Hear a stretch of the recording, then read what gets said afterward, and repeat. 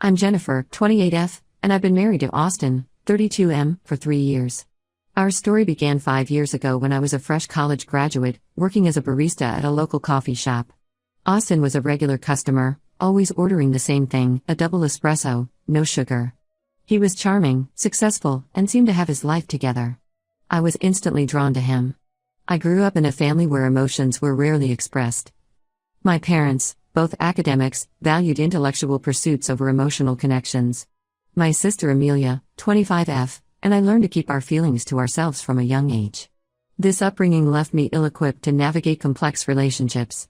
Austin and I started dating after a month of flirtatious exchanges over the coffee counter. He swept me off my feet with fancy dinners and surprise weekend getaways. I was so caught up in the whirlwind romance that I barely noticed the red flags. 6 months into our relationship, Austin casually mentioned he'd been married before. His ex-wife, Patricia, 30F, was 21 when they got married. They divorced after 3 years. Austin said they'd grown apart, that Patricia wanted different things in life. I didn't question it much at the time. As our relationship progressed, I noticed Austin had a pattern of dating younger women. His girlfriends before Patricia had all been significantly younger than him. It made me a little uncomfortable, but I convinced myself it didn't matter. After all, I was different, right? We got married 2 years after we started dating. It was a small ceremony, just my parents, Amelia, and a few of Austin's friends. I was a bit sad that none of my college friends could make it, but Austin insisted on keeping it intimate.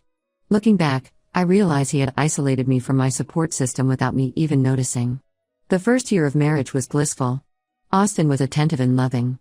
We traveled, tried new restaurants, and talked about our future. But things began to change when I expressed interest in going back to school for a master's degree. Austin was surprisingly unsupportive. He said we couldn't afford it, even though he had a well-paying job, and that I should focus on being a good wife instead. I was hurt but figured he was just stressed about finances. Then I got pregnant. It wasn't planned, but we were excited. However, Austin's behavior took a drastic turn. He became controlling and critical. He monitored what I ate, commenting on my weight gain. He insisted on accompanying me to every doctor's appointment, speaking over me and making decisions without consulting me. At home, Austin would explode over the smallest things. If dinner wasn't ready when he got home, or if I folded his shirts wrong, he'd go into a rage. He called me lazy and incompetent. I started walking on eggshells, trying to anticipate his needs to avoid his anger. I tried to talk to my parents about it, but they seemed uncomfortable with the topic. They suggested I try harder to please Austin, that marriage required sacrifice. The response left me feeling even more alone and confused. My sister Amelia visited us last month. She immediately sensed something was off. One evening, while Austin was working late, Amelia confronted me about the tension in the house. I broke down and told her everything. She was horrified and urged me to leave Austin, but I was too scared and confused to consider it. The breaking point came during a family dinner last week. Austin's parents were visiting, and I spent all day preparing a special meal. Unfortunately, I overcooked the roast. When Austin took a bite, his face contorted with anger. He exploded, calling me useless and incompetent in front of everyone. His parents looked uncomfortable but said nothing. I was mortified and left the table in tears. To my shock, Austin's mother Martha, 58F, followed me to the kitchen.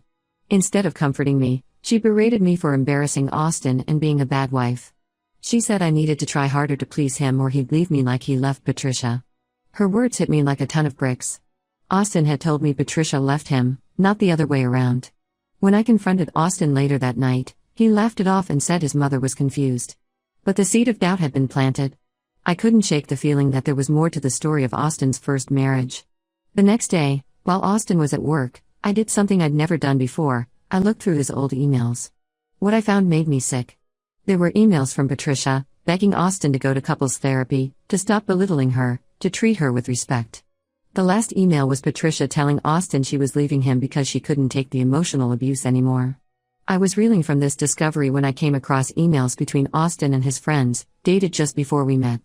In them, Austin talked about finding a young, naive girl he could mold into the perfect wife. He even joked about how he'd have to train her to be obedient. I felt like my whole world was crumbling around me. Everything I thought I knew about my marriage, about Austin, was a lie. I realized with horror that I had fallen into the same trap as Patricia. In a moment of desperation, I reached out to Patricia through social media. To my surprise, she responded quickly. We talked on the phone for hours. She confirmed everything I'd feared. Austin had been emotionally abusive throughout their marriage, constantly criticizing and belittling her. When she finally stood up for herself, he left her for someone younger, me. Patricia's story was eerily similar to my own experiences. She talked about how Austin would explode over small things, how he isolated her from friends and family, how he made her doubt her own perceptions. It was like listening to someone describe my life for the past year. Now, I'm 7 months pregnant and terrified. I feel trapped. I'm financially dependent on Austin, having quit my job at his insistence when we got married. My family, while well-meaning, doesn't understand the gravity of the situation. Amelia is the only one who seems to grasp how serious this is, but she lives in another state and has her own life. I'm scared for my future and my baby's future. I don't want my child to grow up thinking this is what love looks like. But I'm also terrified of being a single mother with no job and no support system. Am I overreacting? Should I try to make things work for the sake of our child? Or should I leave before things get worse? I need advice on how to handle this situation. I feel lost and alone, and I don't know where to turn. Update 1, it's been 2 weeks since my last post, and my world has been turned upside down. First, I want to thank everyone for their support and advice. Your comments opened my eyes to the severity of my situation and gave me the courage to take action. After careful consideration and many sleepless nights, I decided to leave Austin. The thought of raising my child in such a toxic environment became unbearable. I reached out to my sister Amelia, explaining everything in detail. To my surprise and relief, she immediately offered to let me stay with her. Amelia lives in a small apartment in the city, but she said she'd sleep on the couch to give me the bedroom. Her kindness brought me to tears. Planning my exit was nerve-wracking. I was constantly afraid Austin would discover my intentions. While he was at work, I slowly gathered essential documents, clothes, and some personal items. I was careful not to take too much at once, fearing Austin would notice. I also started squirreling away small amounts of cash from our grocery budget, hiding it in a tampon box. The day I left, I waited until Austin had gone to work. I called a taxi and left a note explaining that I needed space to think about our relationship and would be staying with Amelia for a while. I didn't mention my plans to leave permanently, fearing Austin's reaction if he knew the truth. The first few days at Amelia's were a whirlwind of emotions. I felt relieved to be away from Austin's constant criticism, but also guilty and scared. What if I was making a mistake? What if I couldn't make it on my own? Austin called and texted incessantly, alternating between tearful apologies and angry accusations. I didn't respond, which only fueled his anger. Amelia was my rock during this time. She listened without judgment, held me when I cried, and assured me I was doing the right thing. She even took a few days off work to help me settle in and look for a job. Her support meant everything to me. A week after I left, Austin showed up at Amelia's apartment. He was furious, demanding I come home. He said I was being selfish, that I was tearing our family apart. Amelia stood her ground and threatened to call the police if he didn't leave. It was terrifying, but seeing Amelia stand up to him gave me strength. After Austin left, Amelia insisted we install a new lock on her door, just in case. The next day, I received a surprising call from Martha, Austin's mother. Her tone was completely different from the night of the dinner. She apologized for her behavior and confessed that she had enabled Austin's abusive tendencies for years. She admitted to covering up his behavior with Patricia and expressed regret for not speaking up sooner. Martha shared some shocking details about Austin's childhood. Apparently, Austin's father had been emotionally abusive, and Martha had always made excuses for his behavior. She realized she had taught Austin that this behavior was acceptable. While I appreciated her honesty, it didn't change my decision to leave. However, it did help me understand the cycle of abuse a little better. I've been in contact with a lawyer to discuss divorce proceedings and custody arrangements. It's daunting, especially since I have no income of my own. The lawyer suggested I file for temporary spousal support to help me get back on my feet. The idea of taking money from Austin makes me uncomfortable, but I know I need to think about my baby's future. The most unexpected development came from my parents. When I finally gathered the courage to tell them about the situation, they were shocked and upset. To my surprise, they admitted they had always been distant because they didn't know how to express their emotions, not because they didn't care. My mother shared that she had grown up in a household where emotions were seen as a weakness. She had vowed to be different with her own children but realized she had unintentionally recreated the same environment. Both my parents expressed regret for not being more emotionally available and offered their full support, both emotional and financial. This open conversation felt like the beginning of healing for our family. I'm taking things one day at a time. Some days are harder than others. I miss the Austin I thought I knew, the man I fell in love with. But I have to remind myself that man never really existed. It was all an act to lure me in. I'm focusing on my health and preparing for the baby's arrival. Amelia has been helping me set up a small nursery corner in her apartment. We've been shopping at thrift stores for baby items, trying to stretch our limited budget. I'm also looking for a job, which is challenging given my advanced pregnancy. But I'm determined to rebuild my life, for myself and for my baby. I'll update again when there are more developments. Thank you all again for your support. It means more than you know. Update 2. It's been a month since my last update, and the past few weeks have been a roller coaster of emotions. The biggest news is that my baby girl, Zoe, arrived 2 weeks early. The birth was complicated due to the stress I've been under, but thanks to the amazing medical team, we're both doing well now. Austin found out about Zoe's birth through a mutual friend. I hadn't told him I was in labor because I was afraid of how he might react. He showed up at the hospital, demanding to see her. I was terrified, but the hospital staff were incredible. They enforced my wishes and kept him away. The head nurse even stationed a security guard outside my room, just in case. My lawyer served Austin with divorce papers at the hospital.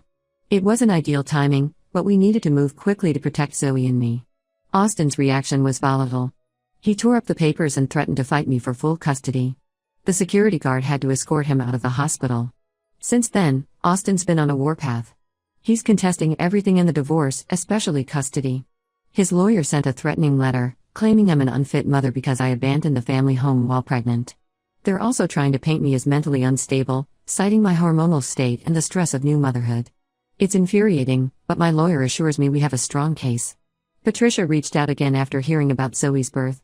She expressed her sympathy for what I'm going through and offered to testify about Austin's abusive behavior if needed.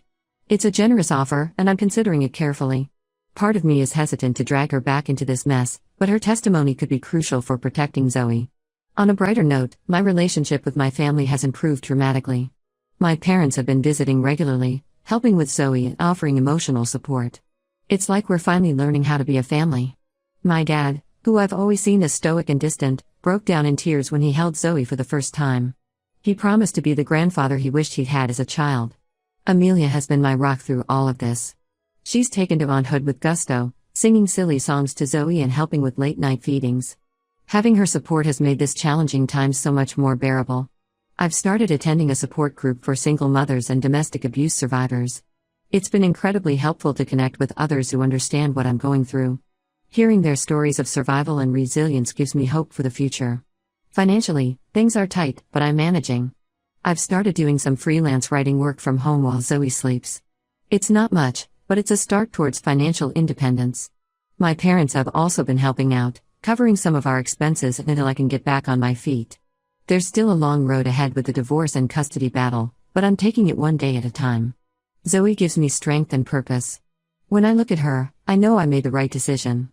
I'm determined to create a safe, loving environment for her, free from the toxicity I experienced with Austin. I'm learning to trust my instincts and stand up for myself. It's not easy, and there are days when I doubt everything. But then I look at Zoe, and I know I have to be strong for her. She deserves a mother who is confident and self-assured, and I'm working every day to become that person. Update 3. 6 months have passed since my last update, and life has settled into a new normal. Zoe is growing fast and brings joy to every day, even the challenging ones. Her first smile, her first laugh, these moments remind me why I fought so hard for our freedom. The divorce is finally settled. Austin fought hard for joint custody, but the judge ruled in my favor. He has supervised visitation rights, which he rarely uses. It's a relief, but also sad for Zoe's sake. I hope that one day, Austin will get the help he needs and be able to have a healthy relationship with his daughter. During the proceedings, some shocking information came to light. Austin had a history of financial manipulation in his previous marriage and had been doing the same to me. He had opened credit cards in my name without my knowledge, racking up significant debt. My lawyer is helping me navigate this mess and repair my credit. It's a long process, but I'm determined to regain my financial independence. On a positive note, I've secured a full-time remote job as a content writer. It allows me to work from home and take care of Zoe. The company is understanding of my situation as a single mother, which is a huge relief. Amelia has been an incredible support, often babysitting when I need to focus on work or attend therapy sessions. My relationship with my parents continues to improve. They've become doting grandparents to Zoe, and we're slowly learning to communicate better as a family. It's not always easy, Years of emotional distance don't disappear overnight. But we're making progress.